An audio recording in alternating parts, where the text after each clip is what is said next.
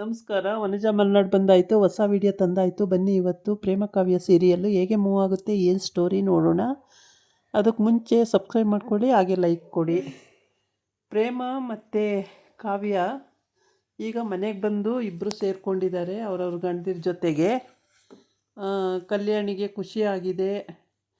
ಈ ಪರಮೇಶ್ವರಿಗೆ ಬುದ್ಧಿ ಕಲಿಸಿದ್ದಾರೆ. ಮತ್ತು ಮಹಾದೇವ, ರಾಮು ಎಲ್ಲ ಅನನ್ಯವಾಗಿ ಚೆನ್ನಾಗಿದ್ದಾರೆ. ಈಗ ಪಂಚಮಿಗೆ ಒಂದು ನೆಲೆ ಮಾಡಬೇಕಾಗಿದೆ. ಪಾಪ ಪಂಚಮಿ ಅವಳಿಗೆ ಬಾಯಿ ಇದ್ದಿದ್ದರೆ ಅವಳು ನಿಜವಾಗ್ಲೂ ಅವತ್ತು ತಾಳಿ ಕಟ್ಟಿಸ್ಕೋತಾ ಇರಲಿಲ್ಲ. ಬಾಯಿ ಇಲ್ಲದಕ್ಕೆ ಪಾಪ ತಾಳಿ ಕಟ್ಟಿಸ್ಕೊಂಡು ಇವತ್ತು ಸಫರ್ ಪಡ್ತಾ ಇದ್ದಾಳೆ. ಆಮೇಲೆ ಮಹಾದೇವಂಗೆ ಕಾವ್ಯ ತುಂಬ ಇಷ್ಟ, ಕಾವ್ಯಂಗೆ ಮಹಾದೇವ ತುಂಬ ಇಷ್ಟ. ಆದರೆ ಇವರಿಬ್ಬರು ಬಾಯಿ ಬಿಟ್ಟು ಹೇಳ್ಕೊಳ್ದಿದ್ದ ಕಾರಣಕ್ಕೆ ಇಬ್ರಿಗೂ ಪ್ರೀತಿ ಇಲ್ಲದಂಗೆ ಆಗಿದೆ.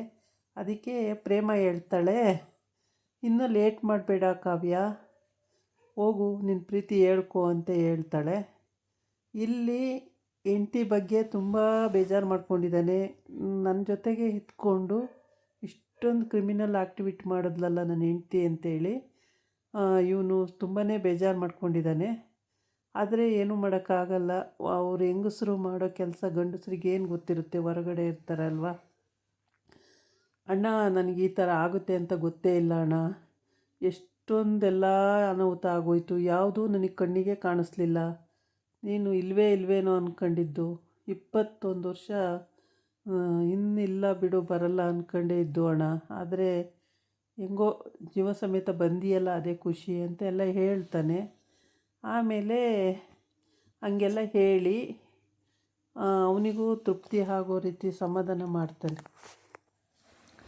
ಆಮೇಲೆ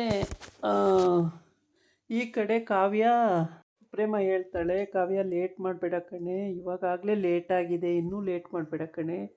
ಮಹಾದೇವ ಅವರು ತುಂಬ ಇಷ್ಟಪಡ್ತಾರೆ ನಿನ್ನ, ನೀನು ಕೂಡ ಮಹಾದೇವ್ರನ್ನ ಅಷ್ಟೇ ಇಷ್ಟಪಡ್ತೀಯ. ಏನಕ್ಕೆ ನೀವಿಬ್ಬರು ಹೇಳ್ಕೊಂಡು ಒಂದಾಗ್ತಿಲ್ಲ, ದೂರ ಏನಕ್ಕಿದ್ದೀರಾ ಅಂತ ಎಲ್ಲ ಹೇಳ್ತಾಳೆ. ಹೌದು ಅಕ್ಕ, ನನಗೆ ಮಹಾದೇವ ತುಂಬ ಇಷ್ಟ. ಆದರೆ ಹೆಂಗೆ ಹೇಳೋದು ಅಂತ ಅವಾಗೆಲ್ಲ ತುಂಬ ಹಿಂಸೆ ಕೊಟ್ಬಿಟ್ಟಿದ್ದೀನಿ. ನೀನು ಚೆನ್ನಾಗಿಲ್ಲ, ನಿನ್ನ ಮುಖ ಚೆನ್ನಾಗಿಲ್ಲ, ಎಜುಕೇಷನ್ ಇಲ್ಲ, ದಡ್ಡ, ಹಾಗೆ ಹೀಗೆ ಹೆಡ್ಡ ಅಂತೆಲ್ಲ ಬೈದಿದ್ದೀನಿ. ಈಗ ಹೆಂಗಕ್ಕ ಹೋಗಿ ನಾನು ನಿನ್ನ ಪ್ರೀತಿ ಮಾಡ್ತೀನಿ, ನನಗಿಷ್ಟ ಅಂತ ಹೆಂಗೆ ಕೇಳಕ್ಕ ಅಂತ ಹೇಳ್ತಾಳೆ. ಅದರಲ್ಲಿ ಏನಿದೆ ಅದೆಲ್ಲ ಮನಸ್ಸಿಗೆ ಇಟ್ಕೊಂಡಿರಲ್ಲ. ಅದರಲ್ಲಿ ಏನಿದೆ ನೀನು ಹೋಗಿ ಹೇಳು, ಮಹಾದೇವ್ ಅವರು ಕ್ಷಮಿಸ್ಬಿಡ್ತಾರೆ, ಅದನ್ನೆಲ್ಲ ಮನಸ್ಸಲ್ಲೇ ಇಟ್ಕೊಂಡಿರಲ್ಲ ಅವರು ಅಂತ ಹೇಳ್ತಾಳೆ. ಹೌದಾ ಅಕ್ಕ ಅಂತಾಳೆ. ಹಂಗೆ ಮಾಡು, ನೀನು ಹೋಗು ಹೇಳ್ಕೊ ನಿನ್ನ ಪ್ರೀತಿನ ಅವ್ರ ಹತ್ರ ಅಂತ ಹೇಳಿ ಎಲ್ಲ ರೀತಿನಿ ಹೇಳಿಬಿಟ್ಟು ಕಳಿಸ್ತಾಳೆ. ಆಯಿತು ಹೋಗಿ ಹೇಳ್ತೀನಿ ಅಂತೇಳಿ ಆಮೇಲೆ ಒಂದು ಹೂಗುಚ್ಛ ತರಿಸ್ತಾಳೆ. ದೊಡ್ಡದೊಂದು ಹೂಗುಚ್ಛ ತರಿಸಿ ಅಲ್ಲಿ ಪ್ರಪೋಸ್ ಮಾಡೋಕ್ಕೆ ಅಂತೇಳ್ಬಿಟ್ಟು ಅದಕ್ಕೆ ಮಾಡೋಕ್ಕೆ ಅಂತ ಹೋಗ್ತಾಳೆ. ಅವನಿಗೆ ಗಾಬರಿ ಆಗಿಬಿಡ್ತಾನೆ ಮಹಾದೇವ. ಗಾಬರಿಯಾಗಿ ನೆಗೆದು ಆ ಕಡೆ ನಿಂತ್ಕೊಬಿಡ್ತಾನೆ. ಅಯ್ಯೋ, ನಾನು ನಿಮ್ಮನ್ನು ಪ್ರೀತಿ ಮಾಡ್ತಾಯಿದ್ದೀನಿ ಮಹಾದೇವ, ನೀನು ನೋಡಿದ್ರೆ ಎಗ್ರಿ ಆ ಕಡೆ ಓಡ್ತೀಯಲ್ಲ ಅಂತಾಳೆ. ಅದಕ್ಕೆ ನನಗೆ ಭಯ ಆಗುತ್ತೆ, ನಿನ್ನ ಪ್ರೀತಿ ಅಂದ ತಕ್ಷಣ ಭಯ ಆಗಿಬಿಡುತ್ತೆ ನನಗೆ. ಏನಪ್ಪ ಹಿಂಗೆ ಹೇಳ್ತಾವಳಲ್ಲ ಅಂತೇಳ್ಬಿಟ್ಟು ಅಂತ.